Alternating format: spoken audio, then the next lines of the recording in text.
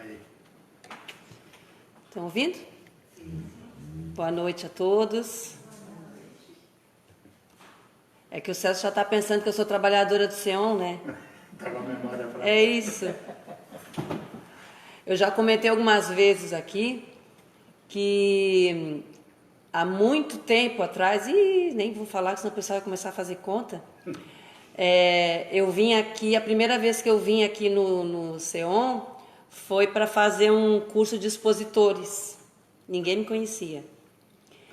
E depois disso, depois daquele dia, parece assim que aquela visita aqui desbloqueou algumas memórias assim, e eu sonhava constantemente que eu vinha para cá trabalhar. Constantemente. E aí eu não sabia mais se era imaginação minha ou se eu vinha realmente, né? Ou se era alguma lembrança. Aí eu comecei a procurar, comecei a ir atrás. E foi onde eu comecei a receber algumas informações, assim, que para mim até hoje são bem úteis, que o espírito, ele não fica inativo nem por um segundo do dia. Nem por um segundo. Nós somos ativos o tempo todo. Então, de noite, quando o nosso corpo dorme, porque o corpo precisa do descanso, o espírito continua em atividade. E essa atividade, ela vai ser determinada pelo tipo de frequência que nós mantemos durante o dia. Então, inclusive o Livro dos Espíritos, né, e algumas outras literaturas nos dizem que a lembrança que nós temos durante do sonho, quando nós acordamos, ela é de duas, ela pode se caracterizar de duas formas, pode ser classificada de duas formas.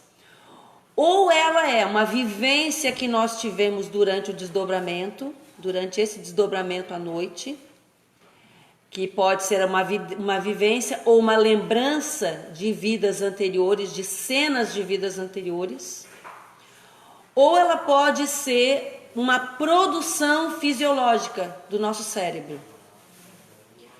Então, às vezes a gente começa a analisar o tipo de lembrança que nós temos quando nós acordamos.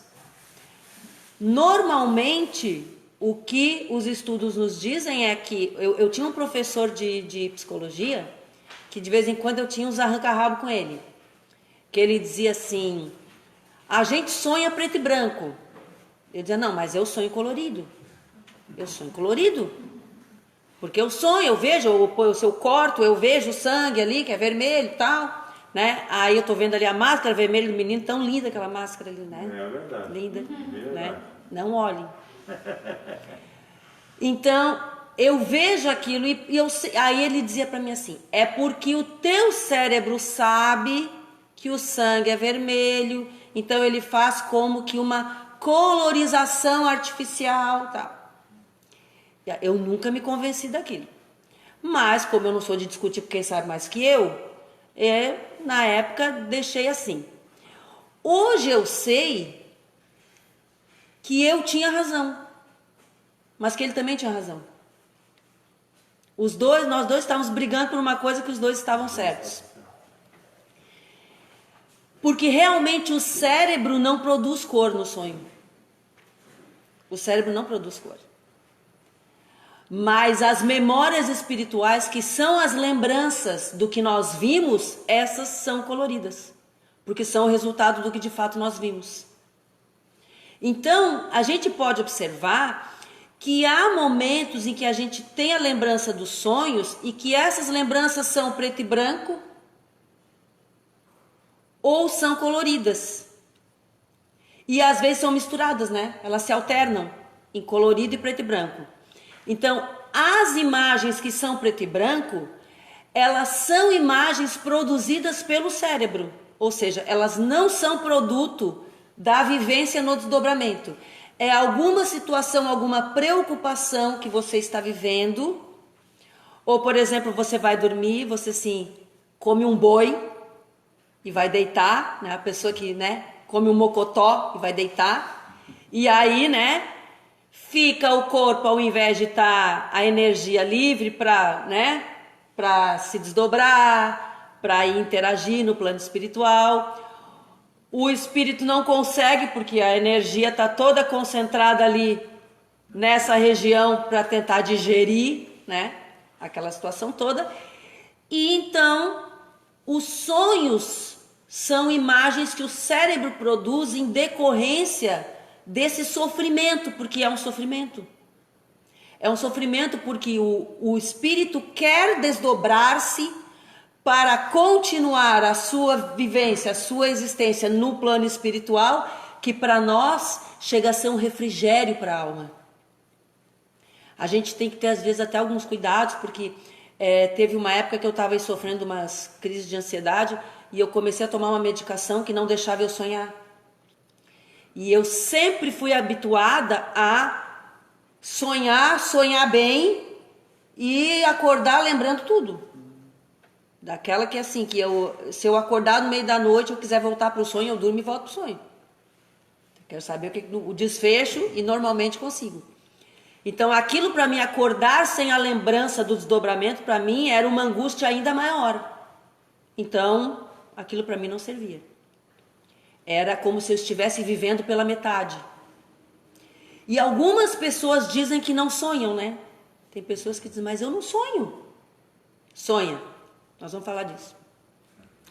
Então, esses momentos em que as lembranças são em preto e branco, são essas lembranças de um desgaste que o cérebro reclama e ele produz imagens relativas a situações do dia que nos preocupam grandemente, de forma que nós não conseguimos exercitar um desdobramento realmente satisfatório para que a gente possa interagir no plano espiritual. Quando o sonho, ao contrário, é colorido, isso é o resultado, de fato, das memórias que nós trazemos desse desdobramento ou dessas lembranças de vidas pretéritas que nós acessamos e trazemos conosco. E o que acontece? Às vezes as pessoas dizem assim, mas olha só, eu acordo de manhã, o dia está claro, mas no meu sonho era de noite. Então eu não... tem alguma coisa errada aí, né? Acontece que você desdobra, você faz a sua excursão pelo plano, ou incursão, já não sabemos mais, né? Pelo plano astral, com o seu corpo astral. E quando você retorna, você faz como que um backup para o cérebro físico.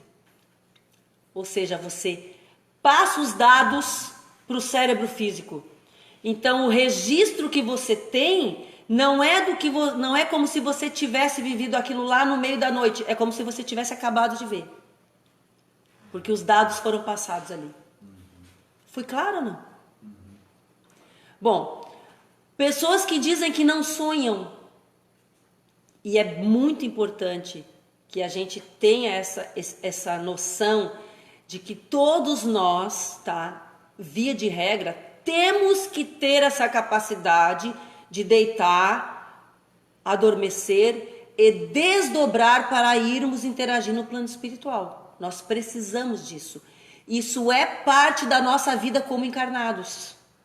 Isso faz parte, inclusive, da resolução de dificuldades, que a gente muitas vezes não vê por esse lado. Do reencontro com pessoas queridas que retornaram para o plano espiritual antes de nós. Já pensou se nós não tivéssemos esses momentos com eles? Para que a gente possa manter esse contato, né? Revê-los assim como nós estamos aqui agora.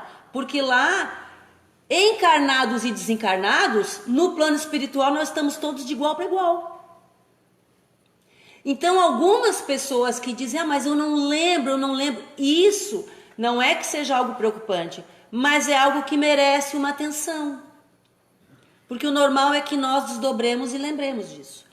Acontece que no nosso duplo etérico, o nosso duplo etérico ele é a parte mais externa do nosso perispírito, ok? Ele é o que as pessoas chamam de aura.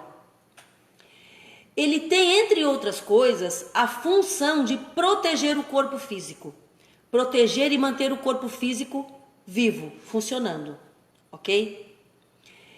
E esse duplo etérico, ele tem algumas camadas, tá? Alguns subcorpos, digamos assim.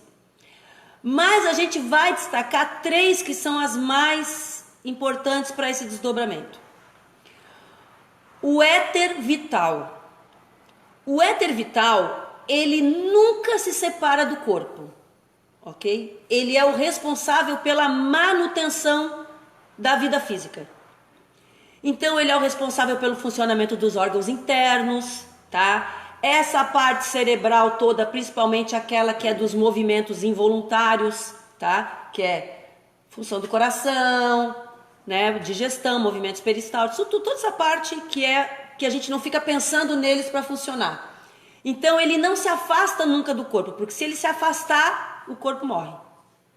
É a última coisa que se afasta do corpo. Bom, também temos o éter luminoso. O éter luminoso, ele é o responsável pelo registro das emoções. Tudo são dados que vão sendo registrados. E o éter refletivo ou refletor, que ele é o responsável pelo registro das memórias, das lembranças. Então, algumas pessoas, quando desdobram, nós sabemos que o éter vital fica, tem que ficar. Mas algumas pessoas desdobram e não levam o éter refletor. Ele fica. Então as pessoas vão, desdobram, vivenciam tudo e não há o registro das memórias. Pelo menos não esse registro imediato. Pode ficar registrado numa camada mais profunda. Mas nesse que faz o backup para o cérebro físico, não. Então as pessoas têm a ilusão de que elas não sonham. Ou seja, elas não têm lembrança do desdobramento. Vamos brincar de adivinhar. Por que será que essas coisas podem acontecer? Porque muitas vezes a pessoa pode estar por afinidade, nós sabemos que tudo é magnético, né? Então, o que nós somos, na verdade, é um grande ímã. E nós somos atraídos, quando desdobramos durante o sono, para locais da mesma frequência vibratória que nós. Então, pode ser que essas pessoas estejam sendo atraídas magneticamente para locais que as memórias não vão lhe trazer nenhuma vantagem ou nenhum fundamento educativo, ou seja, mais vão atrapalhar do que ajudar. Então, é providencial que essa parte que é a responsável pelas memórias não a acompanhe, ok? Quantas vezes a gente tem sonhos em que a gente olha para as coisas, às vezes situações difíceis, e a gente olha meio que sem emoção nenhuma. Como se aquilo não tivesse nos atingindo. Por quê? Porque o corpo responsável pelo registro das emoções ficou. Que às vezes é importante que você não leve para que a emoção não te atrapalhe. E às vezes acontece de você estar lá e você tem uma lembrança de que você abraçou alguém e você sentiu e você disse, ai que saudade, e você sentiu aquela emoção, ou seja, aquele corpo responsável pelo registro da emoção estava presente, certo? Bom, o que é o mais importante, que é o aprendizado que nós precisamos retirar disso tudo?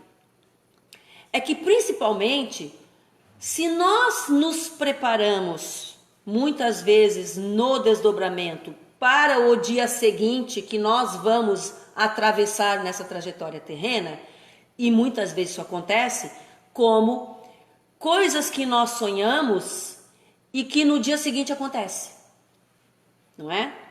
A maioria de nós tem esse tipo de pressentimento, ou seja, avisos que chegam que não são para que a coisa aconteça, às vezes é para a coisa não acontecer. Eu aprendi isso da pior forma possível, gente. Eu sonhava com determinada pessoa, que na minha infância foi uma pessoa bem difícil para mim. Depois que essa pessoa desencarnou, quando eu sonhava com essa pessoa, naquele dia eu me incomodava. Alguma coisa bem ruim acontecia. Eu comecei a associar aquilo. Então, quando eu sonhava, tinha uma lembrança com aquela pessoa, naquele dia eu tomava um cuidado redobrado. E começou a dar resultado. Com o tempo, aquilo começou a ficar mais escasso. Por quê? Porque os cuidados que eu tomei começou a ser um hábito, entendeu? Então, o cuidado passando a ser um hábito, a gente não precisa tanto que fiquem nos avisando. Mas da mesma forma como nós, muitas vezes, recebemos as orientações no desdobramento de como nos conduzir na vigília, o que nós fazemos, dizemos, o que nós jogamos para dentro da nossa mente, no estado de vigília, também determina os locais para onde nós seremos conduzidos no desdobramento. Então, nós temos que ter o cuidado, por exemplo, né? Nós vemos ultimamente não, já há algum tempo, os estudos tinham que a gente fazia, principalmente na época que eu trabalhava lá na Rede Feminina de Combate ao Câncer, a gente fazia algumas pesquisas assim dentro da área, e que a gente percebia que as meninas estavam menstruando cada vez mais cedo. Vou dar aqui um exemplo básico, assim, comum. Meninas com 7, 6, 8 anos, que muitas vezes tinham que ir para como é que é aquele médico do hormônio? Como é que é? Esqueci o nome. Endócrino, isso, obrigada. Tinha que ir no endócrino para tomar hormônio, para retardar a menarca, entendeu? Isso tudo por quê? Porque a menstruação muito cedo está associada, inclusive, a alguns tipos de câncer ginecológico. Então, começou-se a estudar a respeito do fenômeno e verificou-se que crianças que eram expostas muito cedo a músicas de conotação sexual, a dancinhas que simulavam o coito. Lembra do tempo da música do El Chan, do não sei o quê, né? E as lambadinhas e tal e coisa, que as meninas dançavam e o pessoal achava tão engraçadinho, né? Então, o que acontecia? O cérebro dessas meninas, eles viam no ato que de parte dela era ingênuo. Mas nós não podemos esquecer que nós temos uma memória que é pré-histórica, né? Está nos acompanhando. Nós já fomos, aquelas crianças já foram adultas inúmeras vezes. Então, aquele fato das danças e das simulações estavam mandando mensagens para o cérebro de que estava chegando a hora de se reproduzir. Então, a menstruação chegava cada vez mais cedo. Então, vejam como tudo nos afeta de alguma forma. Então, coisas que às vezes nós não percebemos, até na última vez que eu vim aqui na quinta-feira, a gente estava conversando sobre como nós somos influenciáveis, facilmente influenciáveis. Aquela história do filme que a gente assiste, né? Que é o tipo La Casa de Papel, né? Que o pessoal assistiu. E eu até fiz essa pergunta aqui. Quantas pessoas ficaram durante aquela série torcendo para que os criminosos se dessem mal? Quantas pessoas ficaram torcendo para que a polícia chegasse lá e acabasse com tudo? E fosse todo mundo preso? Vejam como nós somos facilmente induzidos a torcer para o criminoso. Como facilmente nós somos induzidos a achar que coisas que não são para nós, de repente, tornam-se normais, aceitáveis. Tudo bem. Todo mundo vê, todo mundo faz, todo mundo concorda. Então, não é questão de ver ou não ver, assistir ou não assistir, ouvir ou não ouvir. Mas é que quando são coisas que as pessoas não têm a capacidade ainda intelectual, a maturidade de discernir se é para ela ou não, isso pode ser extremamente prejudicial. Então, muita coisa que nós estamos durante o dia jogando para dentro de nós, e isso, se não me engano, é um livro daquela do pessoal lá da Mansão do Caminho, o pessoal que trabalha com Divaldo, que fala das mediunidades lá. Ele tem um livro deles que fala de como nós devemos fazer para limpar o nosso inconsciente. Porque o inconsciente, se ele for carregado de dados, né, de sugestões, quando chega depois que o cérebro físico libera e esse inconsciente emerge, ele joga tudo no ventilador.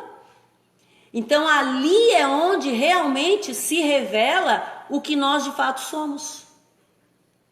As nossas companhias espirituais, as companhias que nós estamos atraindo. Então eles dizem que o nosso inconsciente, ele é como se fosse um receptáculo. Imaginemos assim um copo, né? Um copo que no fundo tá toda aquela sujeira. Toda aquela sujeira que são as nossas dificuldades, as nossas limitações, as nossas faltas, os nossos deslizes, aquelas coisas que nós sabemos que precisamos mudar, algumas que nós nem confessamos para ninguém, às vezes nem para nós mesmos, não assumimos, né? Vivemos na negação. Aquilo está tudo aqui, aquela sujeira. Então, quando a gente começa a jogar uma água limpa dentro, qual é a primeira coisa que acontece? Aquilo revolve, né? A água fica turva, não é isso? E quando a gente chega na casa espírita, isso acontece bastante, principalmente com pessoas que são vítimas de processo obsessivo. Todos nós somos vítimas de obsessão. Todos nós, sem exceção, tá? Eu também, tá? Inclusive, a gente pensa assim, será que o Celso sofre obsessão? Será? Não, né? Tão querido, né? Sofre. Porque quanto mais fruto a árvore dá, mais pedrada vai levar. Mais visado ele é. Então, assim, trabalhar para Jesus não é para quem quer, é para quem aguenta. Porque quanto mais você, teimar, e tem que teimar, mais visado você fica. Então, todo mundo sofre, tá? Essa influência espiritual e a obsessão. Todo mundo. Só que alguns de nós não percebem. Alguns de nós não vão perceber que estamos sendo vítimas disso. E onde é que o obsessor nos ataca? Ele nos ataca na nossa fraqueza, porque ele não tem poder de implantar um defeito em nós. Ele vai nos atacar na fraqueza que ele sabe que nós possuímos. Quando nós entramos, tá, na casa espírita e nós começamos a receber a água pura do Evangelho, essa fuligem que está no fundo, ela começa a subir. Então, às vezes acontece de uma pessoa que é vítima de processo obsessivo, ela chega e aí o parente diz assim, a pessoa começou a ir no centro, ela piorou. Piorou. A crise que dava mais ou menos, agora mesmo é que está uma coisa. Por quê? Porque a fuligem está subindo, entendeu? A fuligem está subindo. Como é que a gente consegue, vamos pensar na lei da física, como é que a gente consegue limpar esse recipiente que está com água turva? Joga mais água limpa dentro.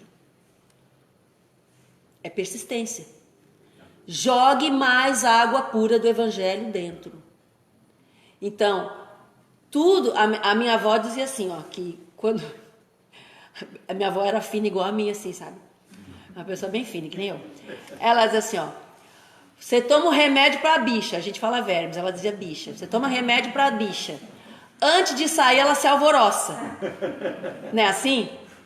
Dá aquela, né? Então. Assim como é em cima, é embaixo. Assim como é embaixo, é em cima. A lei, o mecanismo é igual para tudo. Então, quando nós estamos jogando o evangelho para dentro de nós e nós estamos nos purificando, tá? A tendência é que haja uma perturbação a princípio, normal. E isso vai se revelar muitas vezes no nosso desdobramento. Lá, muitas vezes, nós vamos verificar os efeitos dessa purificação. Então, muitas vezes a gente acorda cansado, mas são sensações semelhantes às que, por exemplo, uma pessoa sente quando chega aqui, uma pessoa que tem um mínimo de sensibilidade. Às vezes entra na casa espírita, ela entra, né? Isso aconteceu com a minha filha, de 15 anos. Ela entrou no centro espírita para assistir a palestra, aí ela falou assim, eu entrei lá, senti assim uma tontura, assim, fiquei zoada, até na hora do passe. Depois do passe melhorou. Eu disse, isso aí não te preocupe, isso é aproximação espiritual. Ela falou assim, esses espíritos não respeitam o distanciamento social? Disse, pois é, não respeitam. Não respeitam. Então, essa sensação de turvar o pensamento, aquele peso nos ombros, aquela pressão na nuca, porque altera a pressão. Um amigo nosso que fez um tratamento, teve um problema cardíaco, era amigo do trabalho mediúnico, quando ele retornou, o médico liberou para trabalhar. Para trabalhar onde? Trabalhar lá no emprego dele? Porque aqui o problema dele foi cardíaco, o médico dele sabe o que é que nós fazemos aqui? Ele sabe que quando a entidade se aproxima, a gente tem taquicardia? Que a nossa pressão arterial se altera? Que a nossa fisiologia toda tem uma alteração, uma oscilação? Ele sabe disso? Não sei. Então, pergunta primeiro. Se liberar, tudo bem. Agora, quem vai assumir a responsabilidade? Então, nós temos que ser consequentes. Então, muitas vezes, essas sensações que nós temos aqui na proximidade com as entidades espirituais, às vezes a gente acorda com elas. E às vezes temos durante o dia. Isso não é motivo para nós termos temor. Não é motivo para se apavorar. Isso é um sinal de que nós precisamos intensificar a nossa evangelização. Que nós precisamos, inclusive, não só intensificar, mas acelerar. Acelerar a evangelização. Porque o plano inteiro está passando por uma asepsia, por uma triagem. No plano físico, ela demora um pouquinho mais, porque ninguém vai acelerar o desencarne de ninguém. Cada um vai ter o seu tempo respeitado. Mas no plano espiritual, essa triagem já está aqui, por aqui há muito tempo. Então, esse turbilhão que está carregando aquelas criaturas que não são adequadas para o perfil reencarnatório do planeta, para o perfil de regeneração do planeta, essas criaturas estão sendo carregadas por um turbilhão que é magnético. Cada uma está sendo arrastada para os locais de sua identidade vibracional. Então, se nós temos que, primeira coisa, entender que o espírito não tem descanso, porque não se cansa. Então, no nosso descanso, o corpo fica ali, mas nós vamos interagir e vamos trabalhar e vamos aprender e vamos fazer cursos, vamos estudar, vamos rever amigos. E muitas vezes os trabalhos são bem intensos. Bem intensos. E nós precisamos nos preparar para isso. Porque se nós fôssemos convocados hoje a retornar ao plano espiritual, se hoje assim, chegou a tua hora, não, para o Celso não, para a Roberta. Celso, deixa aí. Chegou a hora da Roberta. Retornou ao plano espiritual hoje. E alguém vira para mim e diz assim, pois é, minha irmã. E aí, você se comprometeu que você ia ajudar as pessoas onde estivesse nessa encarnação passada. Só que você Em vigília, ajudava alguma coisa ali, mais ou menos. Quando tinha tempo, quando, né, o tempo que tinha, não o tempo que arrumava, porque é diferente, tá? Ter tempo e arrumar tempo são duas coisas diferentes, né? Quem quer, arruma tempo. Quem não quer, faz quando tem. Então, você faz alguma coisa ali, quando tem tempo, quando dá, né? E quando desdobrava, você estava sempre cheia de tanta poluição mental que você não oferecia condição de ajudar. E a gente está precisando de ajuda no plano espiritual agora, porque a triagem está sendo feita. Então agora nós estamos trabalhando dobrado. Não é à toa que nós somos chamados no Evangelho de apóstolos do pensamento. Está lá, no último trecho antes da coletânea de preces. Eles nos chamam de apóstolos do pensamento, porque o nosso pensamento, que é a manifestação do Espírito, né, se manifesta no plano espiritual de forma a contribuir. Porque às vezes o que nós precisamos fazer lá é simplesmente ouvir alguém que está em sofrimento. Mas e se a gente não consegue se distanciar dos nossos próprios problemas, das nossas dificuldades? Ao ponto de que muitas pessoas sequer desdobram. Não lembram que não desdobra mesmo. Porque algumas pessoas deitam e o espírito fica pairando ali cerca de 50 centímetros, 1 metro acima do corpo, e não se afasta, e não desdobra, e não vai para o plano espiritual. E não tem vida. E não tem vida durante a noite. Porque fica ali remoendo. Como relembrando, André Luiz, nos seus livros, ele conta de um local no plano espiritual. Quem já leu a obra de André Luiz vai lembrar, que eles chamam de câmara de retificação. Já ouviram falar das câmaras de retificação? São locais no plano espiritual onde as criaturas que são recolhidas, desencarnados, eles não têm condição ainda de serem um cidadão do mundo espiritual, porque eles ainda estão carregando na sua mente todo aquele peso dos seus erros, das suas dificuldades, das suas aflições, enfim. Então eles ficam naquelas câmaras de retificação e a sua mente fica como que vivendo constantemente um looping de pesadelos, relembrando o mal que fizeram, relembrando as dificuldades que causaram, relembrando os sofrimentos dos quais, o vitimismo dos quais eles não conseguem se livrar. Então, esse processo das pessoas que não conseguem se afastar é um processo semelhante ao daqueles que estão nas câmaras de retificação. A pessoa fica ali mergulhada nas suas próprias aflições. Então, a preparação para o desdobramento não é algo no qual nós devemos começar a pensar com bastante carinho, com bastante responsabilidade, para que nós possamos ter uma vida integral. Que é isso que os amigos do plano espiritual desejam para nós. Uma vida integral, que nós vivamos aqui a nossa vigília e depois, durante o nosso sono, que nós vivamos no plano espiritual plenamente. Inclusive, se o mundo físico é uma cópia imperfeita do plano espiritual, olha quanta coisa nós estamos perdendo. De estar num plano que é muito mais perfeito do que esse.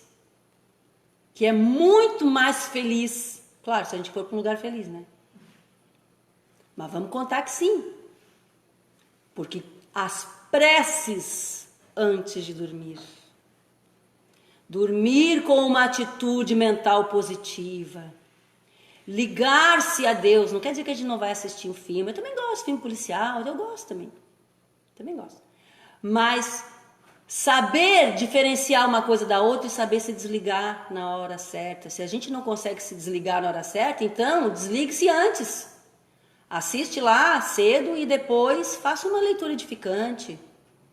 Né?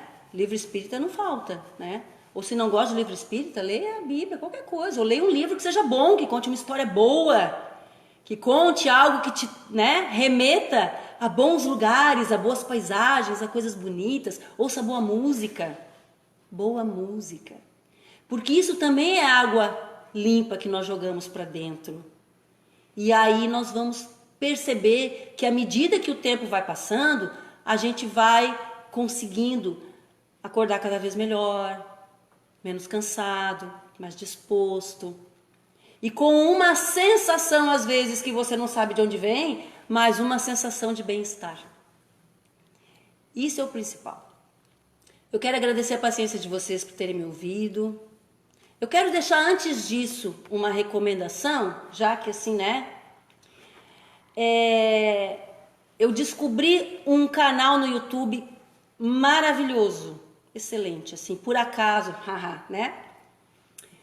Que ele se chama Origens. Origens. Ele é um canal de ciências, científico.